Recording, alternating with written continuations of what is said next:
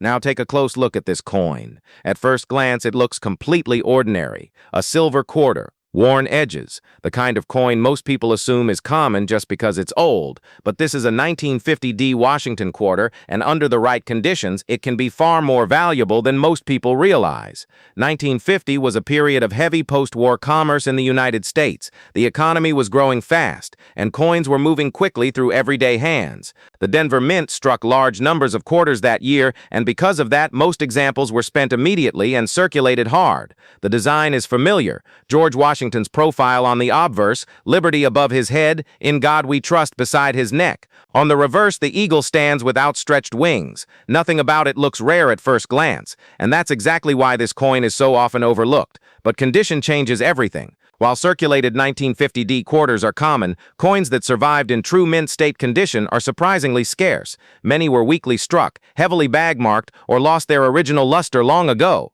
Finding one with sharp details and clean surfaces is far more difficult than people expect. And then there's the factor collectors care about most: eye appeal. The finest known examples of the 1950 Washington quarter display blazing silver luster, strong strikes on Washington's hair and the eagle's feathers, and virtually no contact marks. These coins are extremely rare. That rarity has driven prices into shocking territory. The highest recorded price for a 1950 Washington quarter has exceeded $60,000 at public auction in top-grade condition. Pause for a moment. A 25-cent coin selling for the price of a luxury car simply because it survived untouched. Even examples in slightly lower mint state grades can still bring strong four-figure prices. And well-preserved circulated pieces are always worth more than face value because of their silver content alone. Here's what most people never realize. These quarters still exist in old collections, estate holdings, and inherited boxes where no one thought to look closely. Because there's no obvious error or special mark, many people assume there's nothing to check. But there is.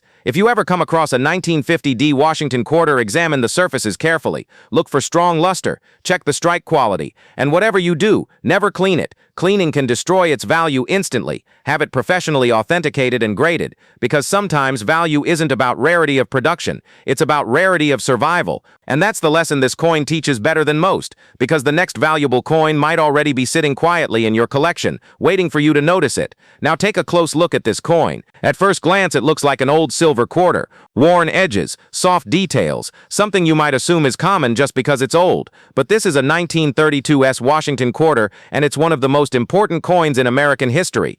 1932 was the very first year the Washington quarter was ever issued. It was originally meant to be a one-year commemorative coin honoring George Washington's 200th birthday. No one expected it to become a permanent design, but history had other plans. That year, quarters were struck at 3 mints: Philadelphia, Denver, and San Francisco. And the San Francisco issue is where everything changes. The 1932 Washington quarter had an extremely low mintage.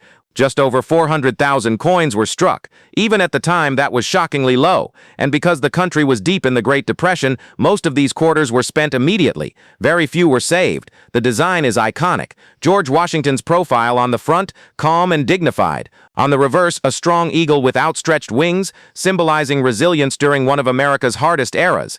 It's a beautiful coin, but its true power lies in its scarcity. Collectors consider the 1932 the key date of the entire Washington quarter series. Now here's where the story becomes unbelievable. Finding any 1932 quarter is difficult. Finding one in high mint state condition is almost unheard of. Most examples are heavily worn, scratched, weakly struck. Survivors in pristine condition are extraordinarily rare, and that rarity drives prices into historic territory. The highest recorded price for a 1932 Washington quarter has exceeded $400,000 at public auction in top-grade condition. Pause for a moment. A 25-cent coin selling for more than many houses. Even circulated examples regularly sell for thousands of dollars. And well-preserved mid-grade coins can still reach 5 figures depending on condition and demand. Here's what most people never realize. These coins still surface in inherited collections, estate holdings where no one knew what to look for. And because it looks like a normal old quarter, it's often underestimated. So if you ever come across a 1932 quarter, stop immediately. Check the mint mark on the reverse. If you see an S beneath the eagle, you're holding something special. Don't clean it. Don't polish it. And don't assume wear means low value. Have it authenticated and graded as soon as possible, because this isn't just a quarter. It's the foundation of an entire series, and one of the greatest key dates in U.S. coinage. And with that, we reach the final truth. Some of the most powerful fortunes don't look powerful at all. They look ordinary. They look worn. They look ignored. Until the right person looks closer, because the next historic coin might already be in your hands. Now take a close look at this coin. At first glance, it looks completely ordinary. A quarter you've seen 1,000 times. Nothing special. Nothing rare. But this is a 1974 D Washington quarter, and under the right conditions, it can hide a value most people never expect. 1974 was a year of massive coin production. The Denver Mint struck millions of quarters to keep up with everyday use, and because of that, most people assume every 1974 D quarter is worth only face value. That assumption is exactly how rare coins slip through unnoticed. The design is familiar. George Washington's profile on the front, liberty above his head, in God we trust beside his neck. On the reverse, the eagle spreads its wings, a design Americans had grown used to seeing. Nothing here looks unusual at first glance, but here's what most people never check. Among the millions of 1974 D quarters struck, a very small number were created with dramatic mint errors. The most important and most valuable of these is the double die obverse.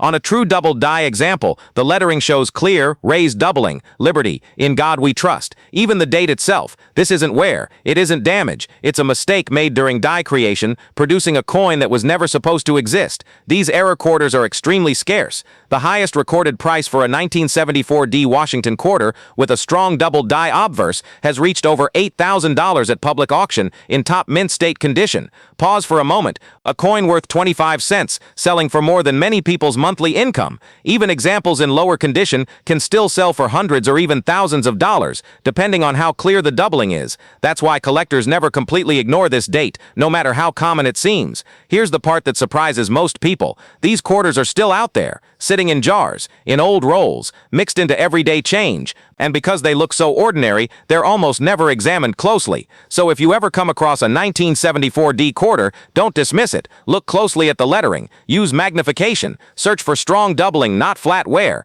And whatever you do, don't clean it. Cleaning can destroy the very detail that gives it value. Have it authenticated if something looks unusual, because even a modern-looking quarter can turn into a hidden fortune when it breaks the rules of minting. And with that, we've reached the end of today's discoveries. Ordinary coins, extraordinary outcomes, and a reminder that sometimes the smallest details make the biggest difference, because the next valuable coin might already be in your pocket. Now take a close look at this coin. At first glance, it feels completely ordinary. A small nickel, dark metal, the kind of coin most people overlook without a second thought. But this is a 1952 Jefferson nickel, and it plays a quiet but important role in American coin collecting. 1952 was a period of low demand for nickels. The economy had stabilized after the war, and fewer coins were needed for daily commerce. At the San Francisco Mint, production numbers stayed modest, especially compared to earlier years. The design is familiar. Thomas Jefferson's profile on the front, Monticello on the back. Clean, simple, and easy to underestimate. And because this coin doesn't scream rare, many examples were heavily circulated and worn down over time. But condition changes everything.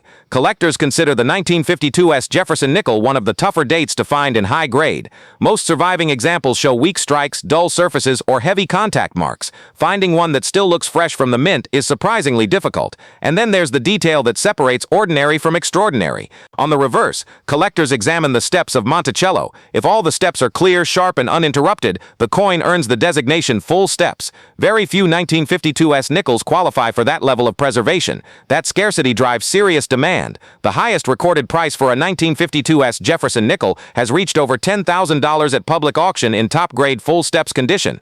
Pause on that for a moment. A coin with a face value of 5 cents selling for more than many people's yearly savings. Even examples without full steps can still be valuable if they're well preserved. Mint state coins often sell for hundreds or even thousands of dollars, depending on eye appeal and certification. Here's what most people never realize. These nickels are still out there, sitting in old collections, forgotten rolls, or inherited boxes where no one thinks to look closely. Because it's a nickel, it's often ignored entirely. So if you ever come across a 1952 Jefferson nickel, don't dismiss it. Check the mint mark carefully. Study Monticello's steps under magnification. Look for strong detail and original luster. And whatever you do, never clean it. Cleaning can erase its value instantly. Have it professionally authenticated and graded, because sometimes the quietest coins carry the most surprising potential. And if this one caught your attention, the next coin takes the Jefferson series even deeper into rarity.